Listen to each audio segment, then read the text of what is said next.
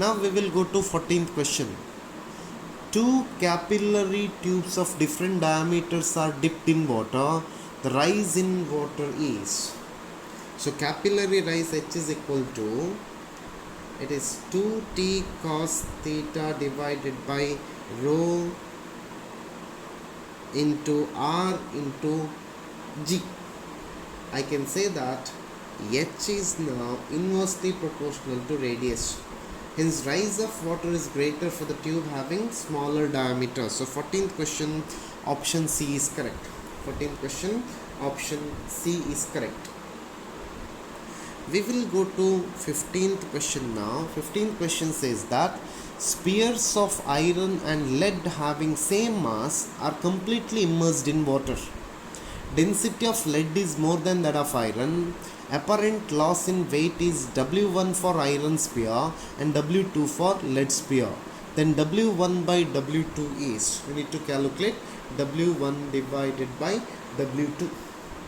So density rho becomes now mass divided by volume. So I can say that rho is now inversely proportional to volume. So rho of lead divided by rho of iron, which is equal to volume of iron divided by volume of lead. They have given rho lead, which is now greater than rho of iron. So volume of iron divided by volume of lead, that must be greater than 1. That must be greater than 1. Let me call this as equation number 1. Using the law of flotation for iron sphere,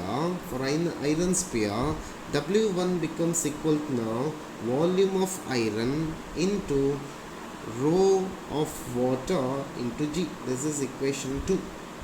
For lead, W2 becomes now volume of lead into density of water into G. So this is equation number 3.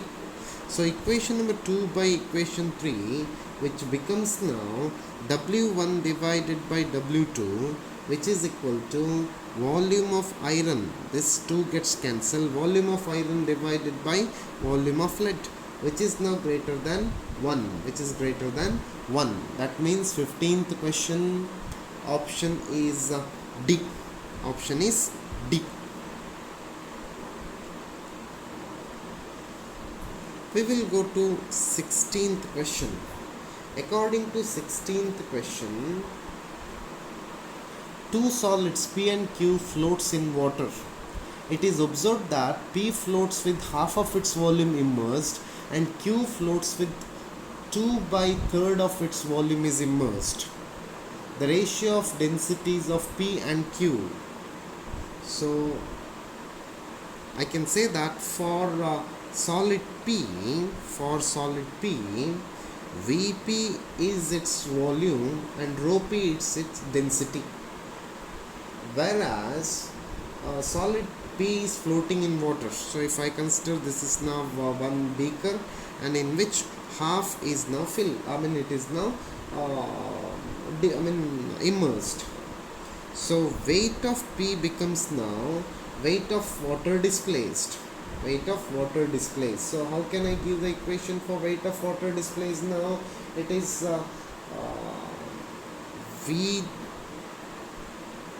divided by 2 into density of water into G, or Wp becomes equal to now,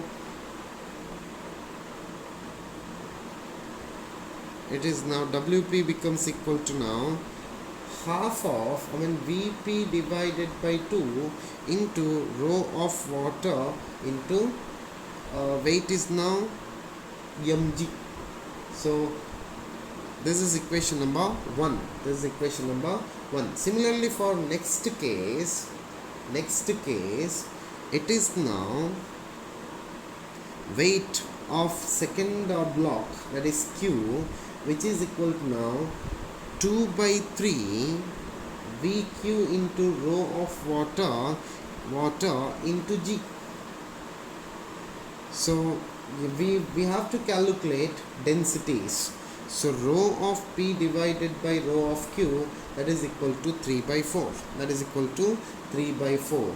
So option B is correct. Option B is correct for 16th question. Option B is correct for 16th question.